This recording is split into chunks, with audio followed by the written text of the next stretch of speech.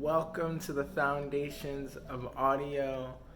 This is the last class, and I wanted to do something a little bit special for you guys and really just show you what I have in my studio and how easily you can really start with investing in yourself, as well as getting started in playing with audio and making music. So let me show you. So the number one thing you need is a laptop, some type of laptop or computer. You can be your phone or computer. I have a computer. It's a MacBook. It's a 2012, super old, but still running well.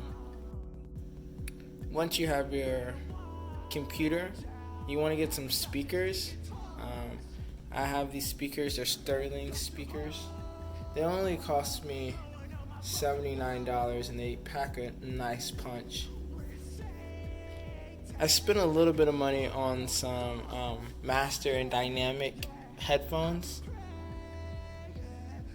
and I found that I kept breaking my headphones at this spot right here, so I wanted to get some that were metal, because I went through maybe 4 other headphones that cost the same amount, but I wanted something that was going to last long. These are like fantastic. Look at that. Comes right off. I can get interchangeable ones. They're magnetic. I met Andre 3000 on the streets of NYC in New York, and I saw he had these headphones, and I researched them and I got a pair. The next thing you might need, you don't need it, but you might need it if you're going to be using microphones or instruments, is a good old interface, audio interface, so that it runs less RAM or CPU on the computer and more on the interface. But this is perfect for me right now. So the next thing I have is a piano.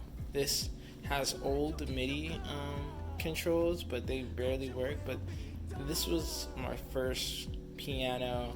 I've had it since I've been small, and I've just had so much fun, just playing with this.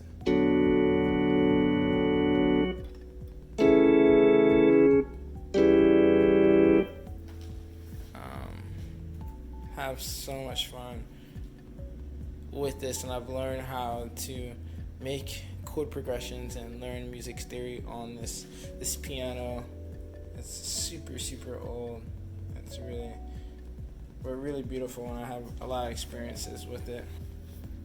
I even have an old recorder that doesn't even have any capabilities of sending it to anywhere. It just records inside the device, and there's no way to send it out. That's how old this is. This is one of my first ones with it, and I have even some of my first songwriting things on here. When I got the speakers, I also got this MIDI keyboard, just so that it's a 49 key.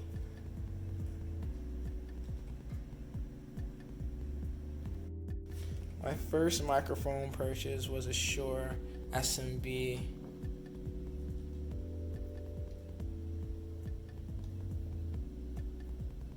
SM7B. I did a lot of research, and this was the microphone for me. Along with the microphone, because it has such a low ceiling floor, I had to get a lifter for it. I had to purchase basically a booster. This one's called a Fathead. There's also the Cloud Lifter, and I find that it's worked pretty much for me.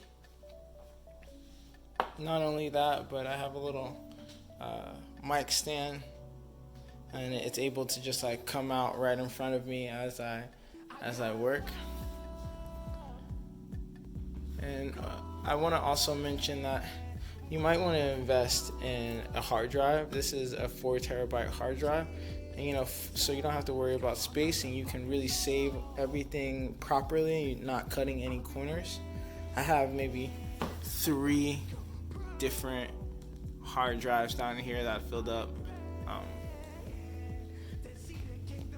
For quick things, my wife bought me this handy recorder H4n that has just been such a great gift. Able to record podcasts to any sound. I make my own drum kits with it. It's really great.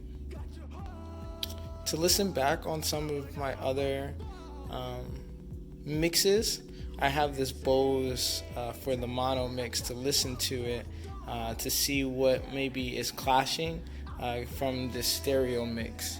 So I usually either mix on the headphones or mix on the stereo, and then I'll listen to it on these Bose, and then I'll go back and correct, and then I'll go maybe to Elements to listen to it on even bigger speakers to see how that playback is. And lastly, I just want to show you that I think instrumentation is so important. So I have a little Fender, as well as a Stratocaster, or a Squire, a Bullet guitar, as well as an acoustic guitar and some ukuleles, as well as a recorder and a flute, to really get some. This is my wife's flute from when she was little. We still use it. And that's really all that you really need. The last thing you would need is some type of DAW. I use Logic Pro, as you've seen. I also use FL Studios, and those are the 2 main ones that I use. Great ones is also Pro Tools and Ableton are also great DAWs that you should use. But you want to invest in yourself. You want to get one of those things so you don't have to rely on other people to do what you need to do. You want to be able to make music when you want to make music, and really get busy. You don't want to have to wait for those things, but Element has all those things. If you don't have them, if you're kind of investing in yourself, you're working to really boost your craft. They have them there, and they have people that can help you. It's a great institution and great organization. You should come through. We're slowly opening up.